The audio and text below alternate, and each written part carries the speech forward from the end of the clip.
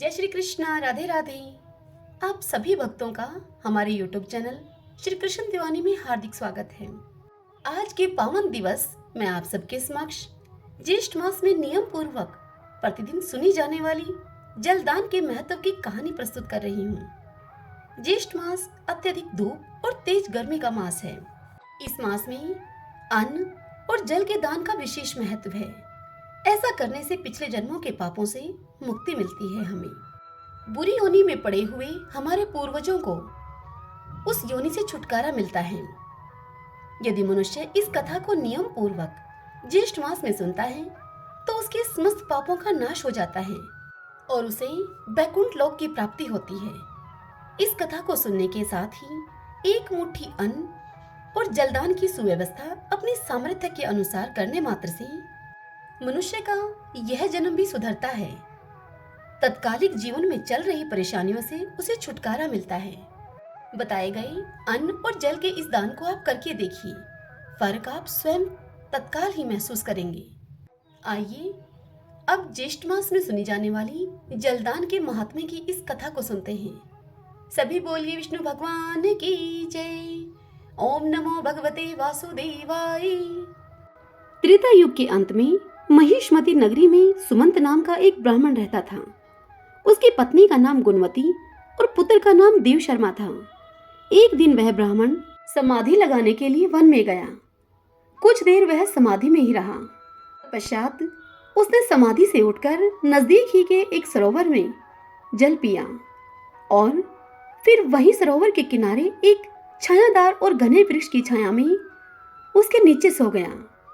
जो भी जीव सरोवर के किनारे पानी पीने के लिए आता, वह जीव वहीं सोए हुए ब्राह्मण को देखकर डर के मारे वापस भाग जाता, जिससे कि वह जीव पानी पीने से वंचित रह जाता। कुछ नन्हे और छोटे जीव तो पानी न मिलने के कारण मृत्यु को प्राप्त हो गए। सूर्यास्त के होने पर जब वह ब्राह्मण सुमंत अपने घर को लौट आया, अनजाने में ही सही, किंतु उससे जीव हत्या जैसा जघन्य पाप हो गया था। ब्राह्मण अपने घर पहुंचने के कुछ समय के बाद ही स्वयं को असहज और अस्वस्थ महसूस करने लगा। कुछ दिन वह बीमारी में ही रहा। तत्पश्चात उसकी मृत्यु हो गई। ब्राह्मण की मृत्यु होने के बाद उसकी पत्नी गुणवती भी अपने पति के साथ ही सती हो गई, क्योंकि ब्राह्मण को अज्ञात दोष लगा था, जिसके कारण उस ब्राह्मण को नरक की यातना भोगनी पड़ी। तत्पश्चात उसे चातक की योनि मिली और उस ब्राह्मण की पत्नी भी उसके साथ चातकी की योनि में थी। अब वे दोनों अपने पुत्र के घर के समीप ही एक वृक्ष पर रहने लगे।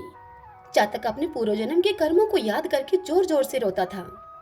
एक दिन उसका पुत्र उसके रोने से परेशान होकर उन्हें वहां से हटाने और भगाने का प्रयास करता है, किंतु चातक और चातकी वहां से नहीं जाते।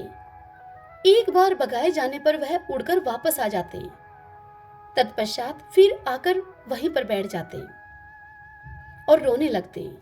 ब्राह्मण पुत्र देव शर्मा उनके इस रुदन से अत्यधिक परेशान हो गया था अब, और फिर एक दिन उसने उस वृक्ष को ही आग लगा दी, जिससे कि अब चातक और चातकी के पंख जल गए।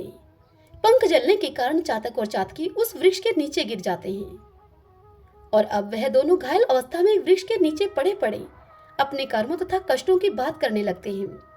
उन दोनों घायल चातक और चातकी की समस्त बातें उनका वह पुत्र सुन लेता है और अब वह उन दोनों की सब बात सुनकर विस्मय में पड़ जाता है और दुखी मन से विचार करता है कि यह तो मेरे माता पिता हैं, मैंने इनको इतनी पीड़ा दे दी। संतान का दायित्व है कि वह अपने माता पिता के उद्धार का कारण बने, न कि उनकी पीड़ा का। तत्पश्चात वह ब्राह्मण पुत्र इस प्रकार विचार मगन होकर तभी जंगल की ओर जाने लगा। वहां जंगल में श्रेष्ठ मुनि के आश्रम में वह जाता है और वहां जाकर उन्हें प्रणाम करके वह वृक्ष में आग लगाने और चातक चातकी के सब बातें उन ऋषियों से कहता है। तत्पश्चात वह ब्राह्मण पुत्र अपने माता पिता के उद्धार के विषय में ऋषि से पूछता है। तब श्रेष्ठ ऋषि ने दिव्य दृष्टि से देखकर उससे कहा कि तुम्हारे पिताजी पर पिछले जन्म का अज्ञात पाप है। उनकी उस पाप से मुक्ति के लिए तुम्हें किसी निर्जन वन में जलदान की व्यवस्था करनी होगी। तुम वह जलदान की व्यवस्था करो। तत्पश्चात वह ब्राह्मण पुत्र अपने माता पिता के उद्धार के लिए ऋषि के बताए अनुसार निर्जन वन में एक प्याऊ लगवाता है, जिससे कि उस निर्जन वन में आने जाने वाले मनुष्य, पशु पक्षी उस जल को पी सके। उसके इस पुण्य के प्रभाव से उसके माता पिता चातक और चातकी की उस योनि से छुटकर अपने पुत्र को सुख समृद्धि का आशीष देकर वैकुंठ लोक को चले जाते हैं। इस प्रकार ज्येष्ठ मास में जीव जंतुओं और प्राणियों के लिए जो भी मनुष्य जल की सुव्यवस्था करता है, वह इस लोक के सुखों को भोगकर अंत में वैकुंठ लोक को प्राप्त होता है। सभी बोलिए विष्णु भगवान की जय।